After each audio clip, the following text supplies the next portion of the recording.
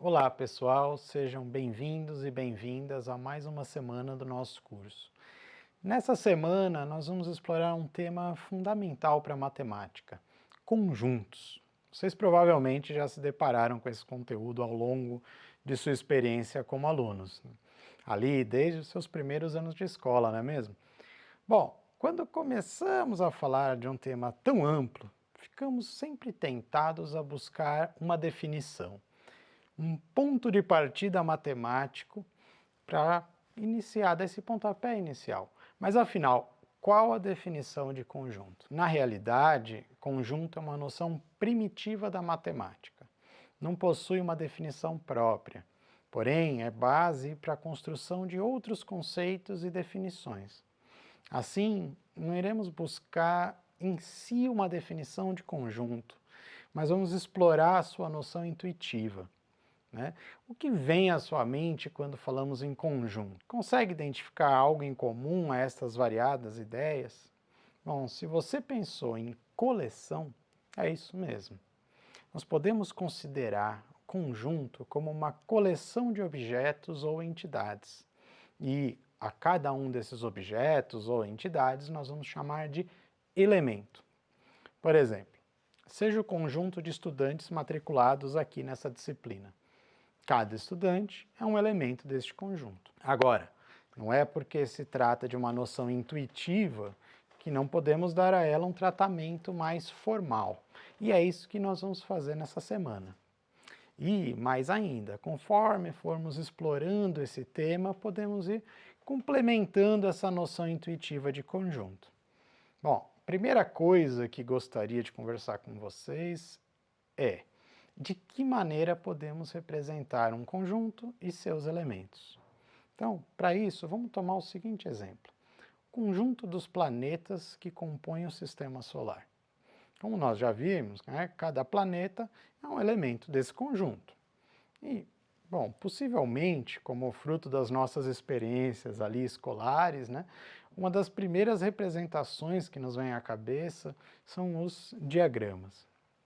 Bom, a ideia é representar o conjunto como uma linha fechada no plano. Na região interior dessa linha fechada estão representados os seus elementos. E, convencionalmente, atribuímos uma letra maiúscula do alfabeto para designar esse conjunto. Nesse nosso exemplo, escolhemos a letra P, de planetas, mas poderia ser uma letra qualquer. Podemos representar também um conjunto listando ou descrevendo todos os seus elementos. E guardem essa palavrinha todos, ela vai ser importante um pouquinho mais para frente. Descrevemos os elementos aqui dentro de chaves, separados por vírgula. Então, por exemplo, P igual a, abre chaves, Mercúrio, Vênus, Terra, Marte, Júpiter, Saturno, Urano, Netuno, cada um separado por vírgula. Essa maneira de representar é denominada enumeração. Também pode se chamar de tabular ou por extensão. Outra maneira de representar é a partir de uma característica ou propriedade comum aos elementos desse conjunto. Nesse caso, vamos ler: P é o conjunto de todo Pzinho, tal que esse Pzinho é um planeta do sistema solar. Chamamos essa representação de compreensão. Usamos P maiúsculo para designar o conjunto e usualmente utilizamos letras minúsculas para representar cada elemento desse conjunto. É comum encontrar essa representação utilizando ponto e vírgula ou ainda dois pontos, mais comum que ponto e vírgula. O uso de cada uma dessas representações, na verdade, ela depende muito do contexto de sua utilização, do tipo de problema que você está resolvendo ou da maneira como você deseja se expressar matematicamente. Bom, passado esse início de conversa, talvez vocês tenham se perguntado: eu posso repetir elementos em um conjunto? O que vocês acham? Nesse curso nós vamos considerar que não. Quando falamos em conjunto, estamos considerando elementos únicos dessa coleção. Então, por exemplo, não é que a gente poderia escrever P igual Mercúrio, Vênus, Terra, Terra, Marte, Júpiter, Saturno, Urano, Netuno? Bom, nesse caso não, porque a Terra é um planeta único, não existem duas terras. Mas aí você vai estar se perguntando, falamos de coleção de objetos, e se fossem figurinhas repetidas numa coleção? Nesse caso, esses dois objetos podem até ter características muito parecidas, praticamente idênticas, mas ainda assim se tratam de dois objetos distintos, eles ocupam lugares distintos no espaço e no tempo. Então, se quiséssemos, nós poderíamos descrever o conjunto dessas duas figurinhas de modo a estabelecer alguma diferenciação entre elas. Então, vamos inventar aqui, por exemplo, F é igual a figurinha Euler repetida. A partir dessas observações, acredito que podemos melhorar agora a nossa noção anterior de conjuntos. Vamos fazer assim, conjunto é uma coleção de elementos distintos. Bom, outra dúvida comum, podemos descrever os elementos de um conjunto em qualquer ordem? Então, ao representar um conjunto por extensão, a uma primeira vista pode parecer que esses conjuntos são diferentes, O que vocês acham? Porém, independente da ordem, eles representam a mesma coleção de elementos, ou seja, é o mesmo conjunto. Isso fica mais evidente se recorrermos à representação por diagrama, Dá uma olhada. É possível identificar alguma ordenação dos elementos aqui? Bom, então fiquem tranquilos, não importa a ordem em que descrevemos os elementos ao representar um conjunto. Porém, como já comentamos antes, dependendo do contexto ou da maneira que você deseja se expressar matematicamente, pode ser interessante organizar os elementos de acordo com uma ou outra ordenação. Agora, vamos acrescentar essas ideias à nossa noção de conjunto? Vamos fazer assim agora. Conjunto é uma coleção de elementos distintos sem uma relação de ordem a eles associada. Agora vamos pensar uns outros exemplos. V é o conjunto das vogais do alfabeto. A, E, I, O, U. Ou V é o conjunto dos elementos V, tal que V é vogal. I é o conjunto dos números naturais ímpares menores ou iguais a 5. Podemos notar aqui que o conjunto V possui exatamente 5 elementos e que aquele conjunto I possui exatamente 3 elementos.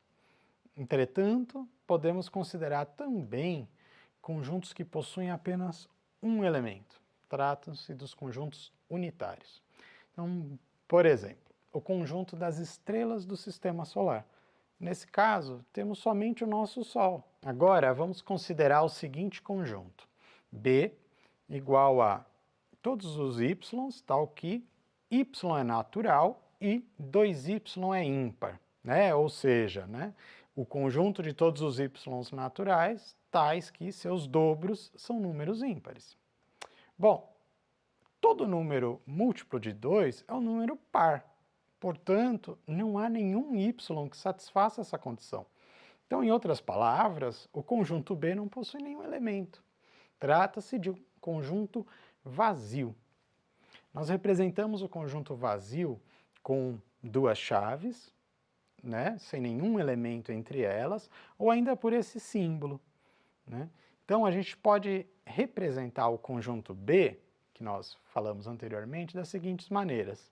E aqui vale um pequeno alerta, especialmente para vocês, futuros professores e professoras. Um equívoco bastante comum entre os estudantes é representar o conjunto vazio da seguinte maneira. Um detalhe aqui interessante é que podemos ter conjuntos cujos elementos também são conjuntos. Então, ao escrever dessa maneira, não estamos representando um conjunto vazio, mas sim um conjunto unitário e cujo único elemento é o quê? É o conjunto vazio. Vamos incorporar um pouquinho essa ideia àquela nossa noção inicial de conjunto? Então vamos ver como fica.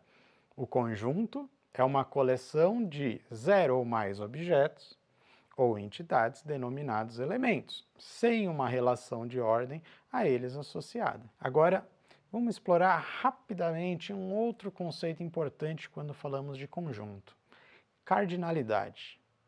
Nos exemplos anteriores, nós verificamos que certos conjuntos possuíam 5, 3, 1 ou até mesmo 0 elementos. Chamamos aqui na matemática essa medida da quantidade de elementos de um conjunto de cardinalidade. E uma maneira de representar a cardinalidade é colocar a letra que representa esse conjunto entre duas barras verticais, algo que é bastante similar ao símbolo de módulo, né? Então, assim, dizemos que o conjunto V tem cardinalidade 5, I tem cardinalidade 3, A tem cardinalidade 1 e B cardinalidade 0. Bom, pensando um pouco sobre esses conjuntos, foi relativamente fácil de obter a cardinalidade de cada um, pelo fato de possuírem uma característica comum. Você identificou qual? Todos esses conjuntos são finitos. Por ora, podemos afirmar, ainda que intuitivamente, que um conjunto finito é aquele que pode ser representado por extensão. Ou seja, podemos listar todo, e lembrem que eu disse que essa palavra era importante, né? E cada elemento desse conjunto. Então, imagine que tenhamos um conjunto de cardinalidade 10.000. Fácil não é, mas sim, é possível listar todos os seus elementos. E os conjuntos que não podem ser representados por extensão? Também, intuitivamente, chamaremos esses conjuntos de infinitos. É o caso, por exemplo, do conjunto dos números inteiros. Percebam que, apesar dessa representação compartilhar muito da ideia de representação por extensão, não conseguimos listar todos os elementos desse conjunto. Por isso, nós utilizamos os 3 pontinhos, tanto do lado dos negativos quanto do lado dos positivos. Para explorar um pouco mais essa ideia de conjunto infinito, eu sugiro a vocês assistir o vídeo O Paradoxo do Hotel Infinito. Ele está disponibilizado como material base dessa semana. Bom, por fim, vamos apresentar uma outra ideia interessante nesse tema: conjunto universo. Ele trata-se de um conjunto que especificamos aqui de modo a conter todos os elementos de interesse para um determinado contexto. Por exemplo, se estamos trabalhando em geometria plana, um conjunto universo pode ser estabelecido como uma coleção de todos os pontos do plano. Se estamos na álgebra, poderia ser os diferentes conjuntos numéricos. Mais ainda, ao definir o conjunto universo, nós podemos alterar a própria constituição dos conjuntos que fazem parte desse universo. Vejamos alguns exemplos. Então, vamos considerar o conjunto A de todos os números x que estão entre -3 e 3, incluindo esses dois. Dependendo de como definirmos nosso conjunto universo, podemos obter diferentes conjuntos. Vamos ver.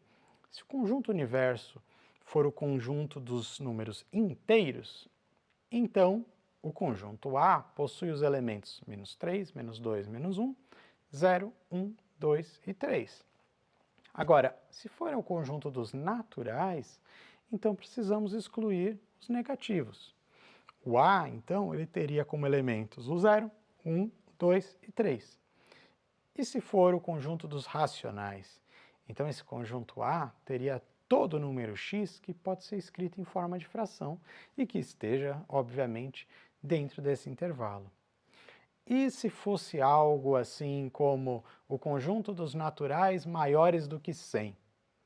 Bom, nesse caso nós não teríamos nenhum elemento nesse intervalo, ou seja, seria um conjunto vazio.